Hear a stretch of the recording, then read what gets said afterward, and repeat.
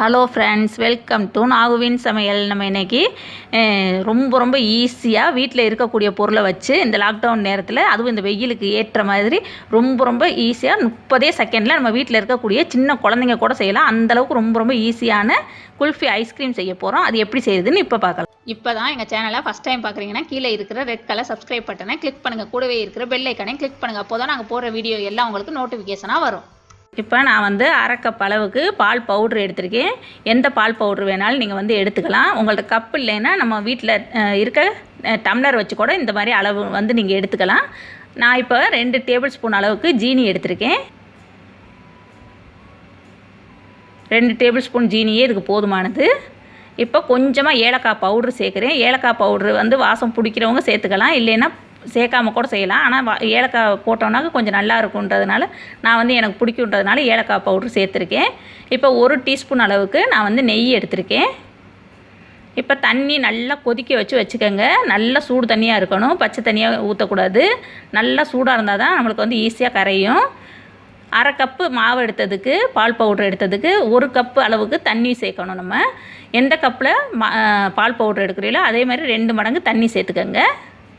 டம்ளரில் எடுத்திங்கன்னா டம்ளரில் சேர்த்துக்கோங்க. இந்த மாதிரி நல்லா சூடு தண்ணியாக எடுத்துகிட்டு அதில் சேர்த்துட்டு நல்லா கலக்கி விட்டுக்கோங்க. ஒரு ஃபோர்க்கு இல்லாட்டி விஸ்க்கு, அப்படி இல்லைன்னா ஒரு ஸ்பூன் வச்சு கூட வேகமாக உடனே கலக்கிடுங்க, இல்லைன்னா கட்டியாக போயிடும். இப்போ பாருங்கள், நம்மளுக்கு ஒரு கட்டி கூட இல்லாமல் நல்லா கலக்கியாச்சு. சூப்பராக நம்மளுக்கு அந்த மிக்ஸ் ரெடி ஆயிடுச்சு. இப்போ நான் ஐஸ்கிரீம் மோல்டு இந்த மாதிரி எடுத்து வச்சுருக்கேன். இது 6 பீஸ் உள்ளது. நீங்கள் உங்கள்கிட்ட ஐஸ்கிரீம் மோல்டு இல்லைனாக்க ஒரு டம்ளரில் கூட நம்ம ஃபாயில் பேப்பர் போட்டுட்டு அது நடுவில் குச்சியை குத்தி இதே மாதிரி செய்யலாம். அதே மாதிரி பால் பவுட்ரு இல்லாதவங்களுக்கு அது ஆன்லைன்லேயும் கிடைக்கும். அதோட லிங்க்கும் நான் கீழே டிஸ்கிரிப்ஷன் பாக்ஸில் கொடுக்குறேன். அதில் கூட நீங்கள் ஆர்டர் பண்ணி பால் பவுட்ரு வாங்கிக்கலாம். அந்த கலக்கின அந்த மிக்ஸு லேசாக வெதுப்பாக இருக்கையில் நம்ம இந்த மாதிரி மோல்டில் ஊற்றணும்.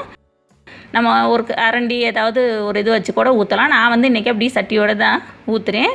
இந்த மாதிரி ஃபுல்லாக ஊற்றிடுங்க. அந்த மோல்டில் ஃபுல்லாக ஊற்றிட்டு அந்த மேலே அந்த மூடி மாதிரி இருக்குல்ல, அதை எடுத்து அப்படியே வச்சு மூடிட்டோம்னாக்க நம்மளுக்கு கரெக்டாக இருக்கும். நீங்கள் டம்ளர்லேனா ஃபஸ்ட்டு ஃபாயில் பேப்பர் போட்டு அது மேலே அந்த குச்சியை குத்துனீங்கனாக்க தான் கரெக்டாக இருக்கும். இப்போ எல்லா மோல்டுலேயும் நான் ஊற்றிட்டேன். எனக்கு இந்த மாதிரி 5 மோல்டுக்கு தான் வந்துச்சு அந்த பால் அளவு.